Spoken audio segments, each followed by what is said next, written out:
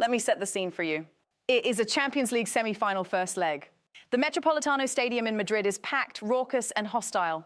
Arsenal Football Club are standing in the middle of one of the most intimidating atmospheres in European football. And they are doing it without some of their most important players on the pitch from the very beginning. Bukayo Saka is not fit enough to start. Kai Havertz is missing entirely due to injury. And Eberechi Eze, a player who has quickly become one of the most dangerous and unpredictable attacking options this club has, was forced to settle for a place on the bench after picking up a knock in the win against Newcastle United. The result of that first leg, a 1-1 draw. And here is the thing that matters most right now. Arsenal remain slim favourites going into the second leg at the Emirates Stadium. That second leg is next Wednesday. And everything, every bit of hard work, every sacrifice across this long and relentless season comes down to what happens in that game. This is not just a football match. This is a defining moment for this squad, for this manager, and for this version of Arsenal Football Club that has been built over several years. But there is so much more happening around this club right now than just 90 minutes of football. The transfer window is approaching. Key players are missing. The financial landscape of European football is shifting dramatically in Arsenal's favour.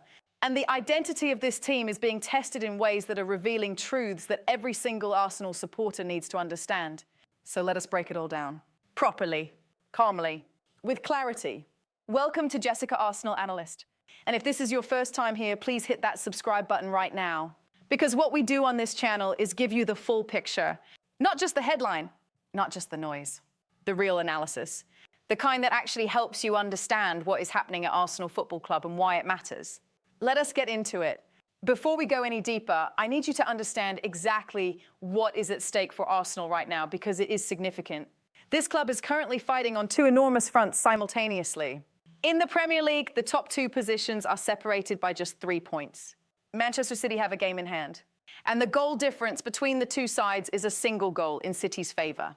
One slip, one dropped point, one poor result, and the title race could be over.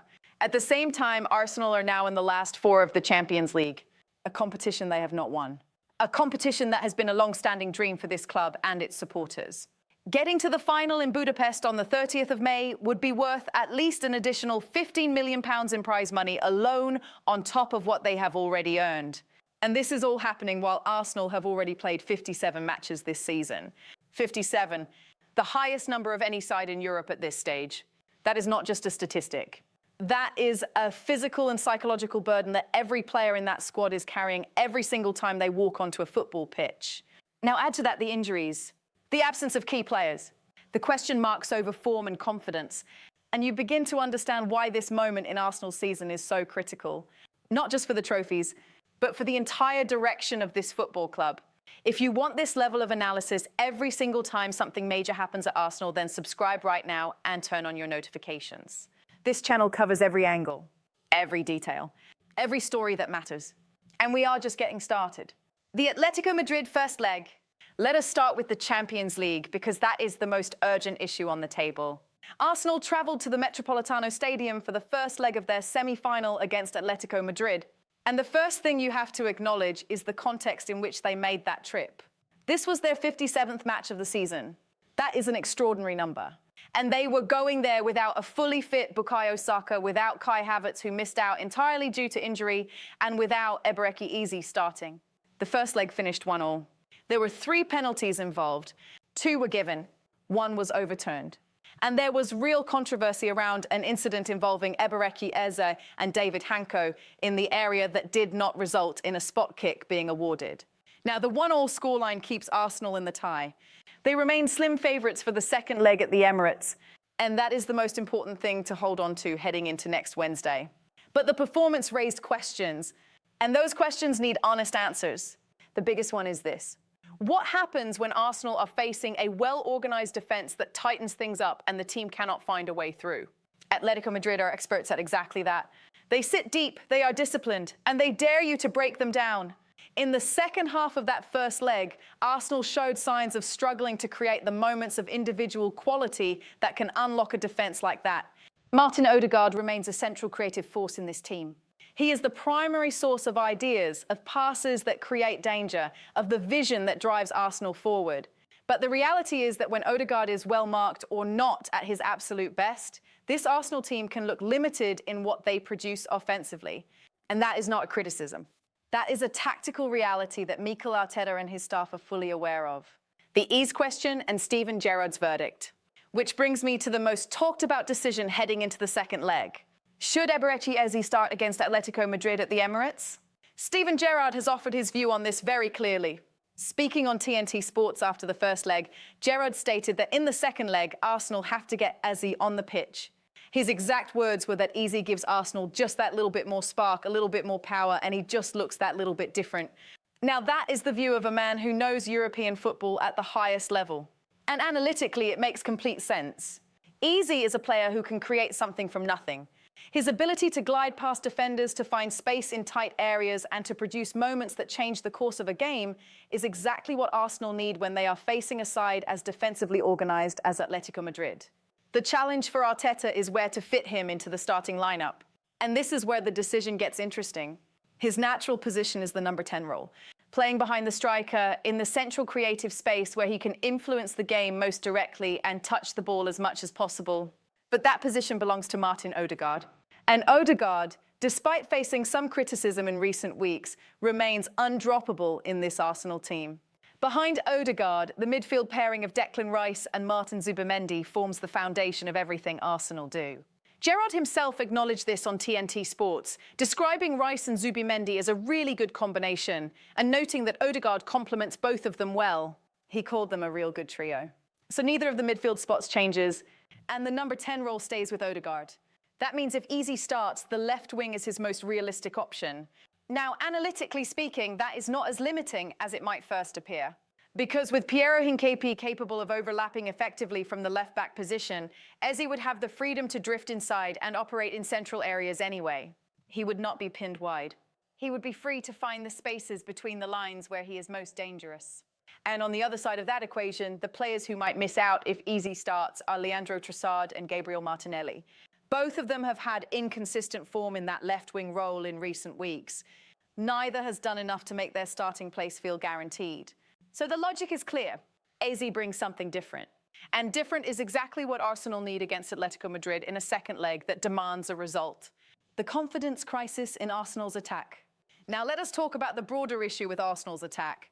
Because the Champions League semi-final does not exist in isolation. It is part of a pattern that has been developing over several weeks. It is a little while since Arsenal scored 2 goals in a game. The results in recent Premier League matches tell a story of their own. A 1-0 win over Newcastle United on the 25th of April. A 2-1 defeat to Manchester City on the 19th of April. A 1-2 defeat at home to Bournemouth on the 11th of April. Those results are not what you expect from a team chasing a league title and competing in a Champions League semi-final simultaneously. And the question that demands an honest answer is this. What is wrong with Arsenal's attack? Micah Richards has offered his analysis on this, and his conclusion is a significant one. He does not believe the problem is tactics. He does not believe it is a lack of quality. His view is that the issue is confidence. Richards stated clearly that when you look at Arsenal's front three, they have not got the confidence that the other players in the team have. He acknowledged that they are all good players. He spoke about Gabriel Martinelli as a good player. He referenced Victor Gyökeres as a very good player, acknowledging that Gyökeres has faced criticism since arriving in England, but maintaining that his quality is real.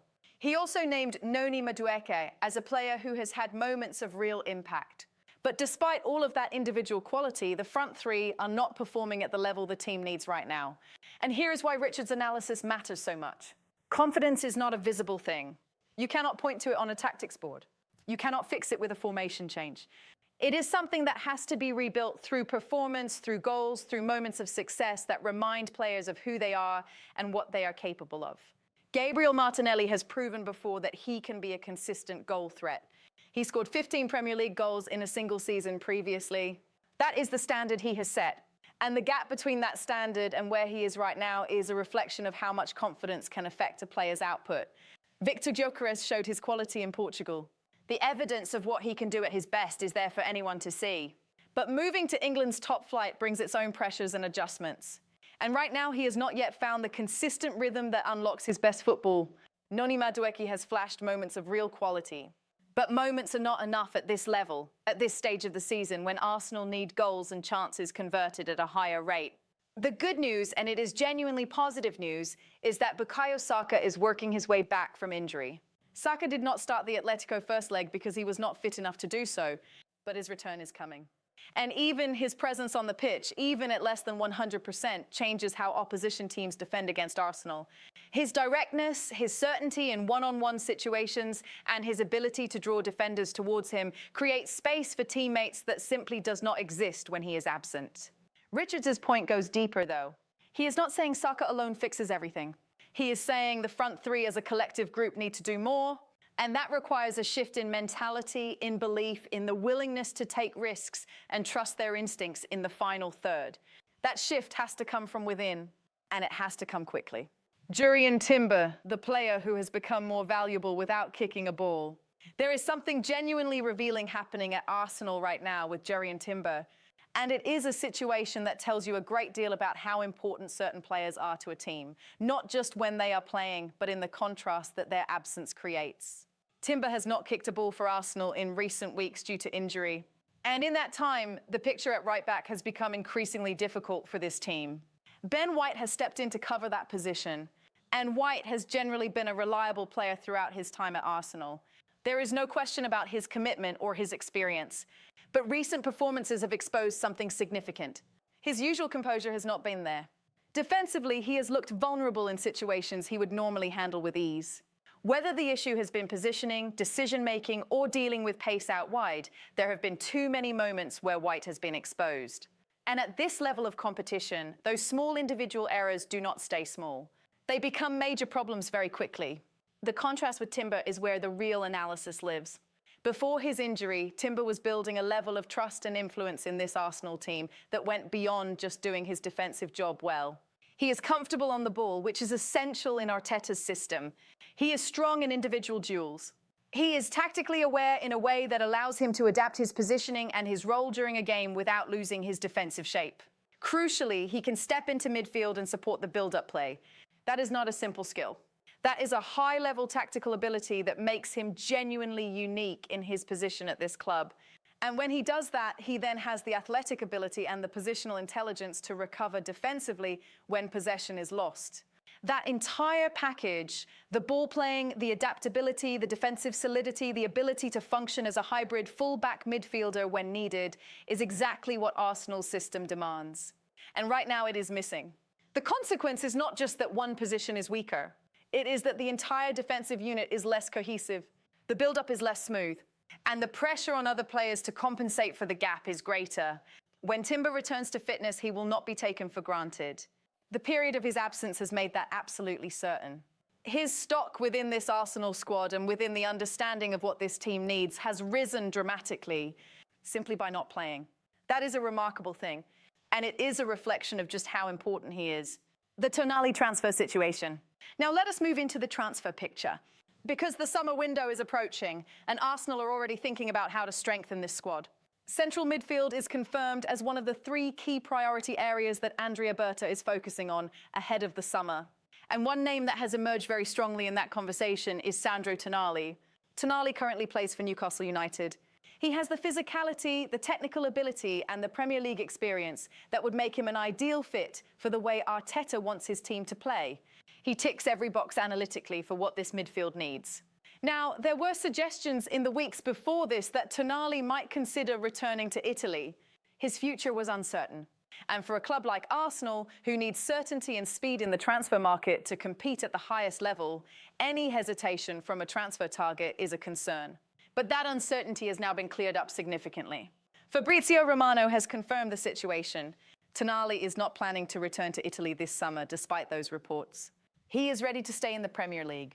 He wants to remain in England at the highest level. Romano's update was clear.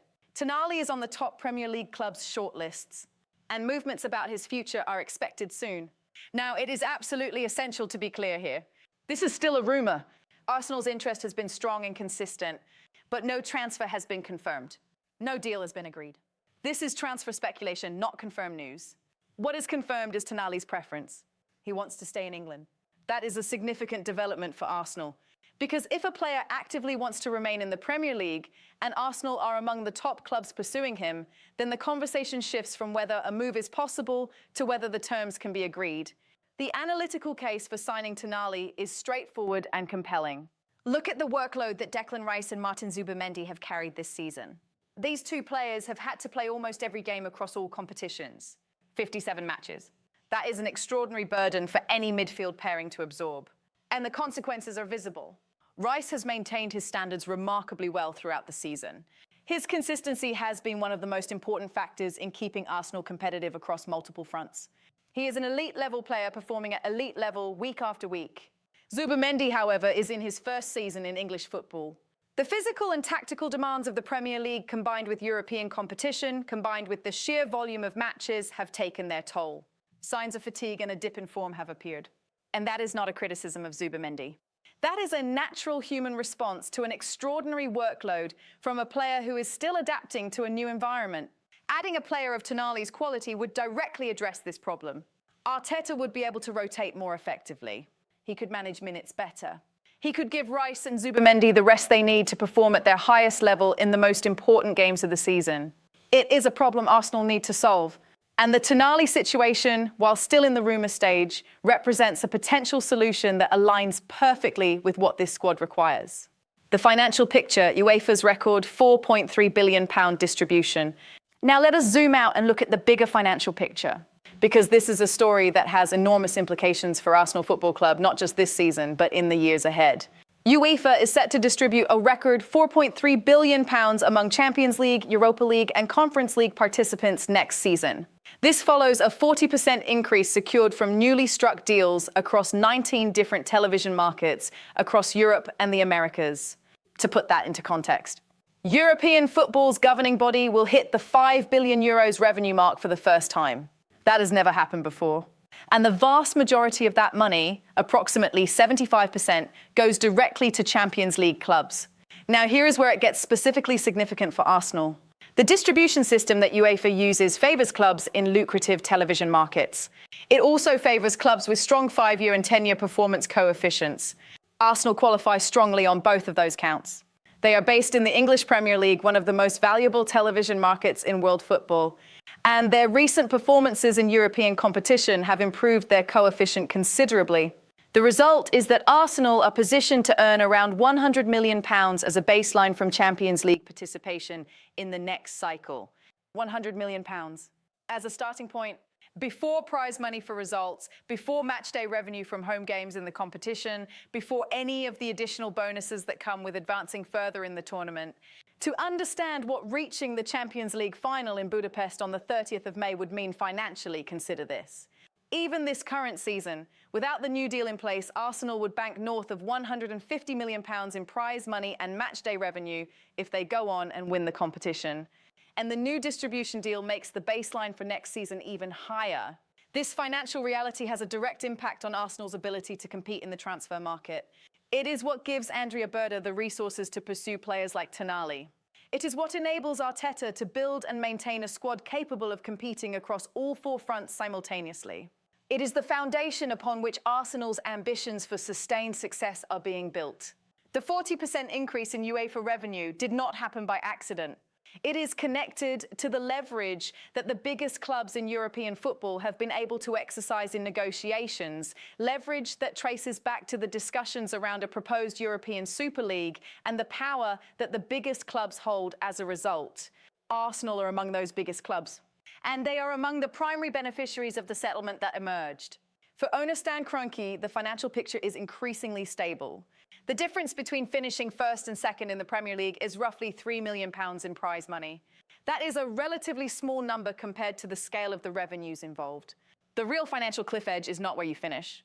It is whether you qualify for the Champions League at all. And Arsenal secured that qualification weeks ago.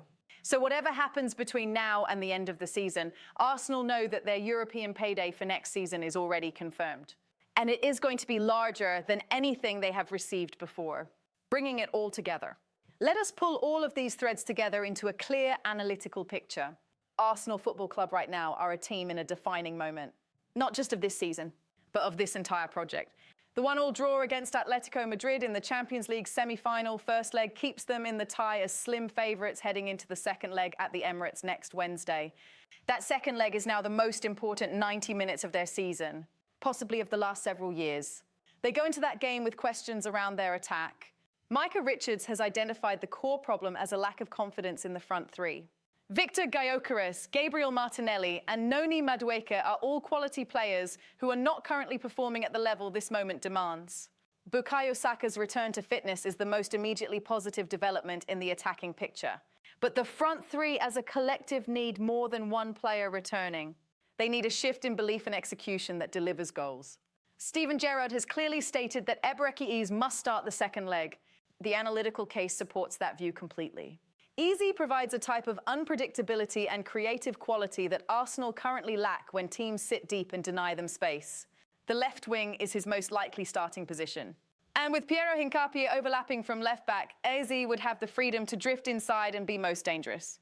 Jurrien Timber's injury has made something very clear that perhaps was not fully appreciated before. His absence has turned Ben White's limitations into visible problems. And it has underlined that Timber is one of the most important players in this entire Arsenal squad. When he returns, the team will be meaningfully stronger. In the transfer window, the Sandro Tonali situation is one to watch very closely. It is still a rumour. No deal is confirmed. But the fact that Tonali has confirmed his desire to stay in the Premier League and that Arsenal are among the clubs on his shortlist is a significant development. The analytical need for another quality central midfielder is obvious and urgent. Rice and Zubimendi have carried a weight across this season that is not sustainable without additional support. And sitting behind all of this, the financial foundation of the club is strengthening.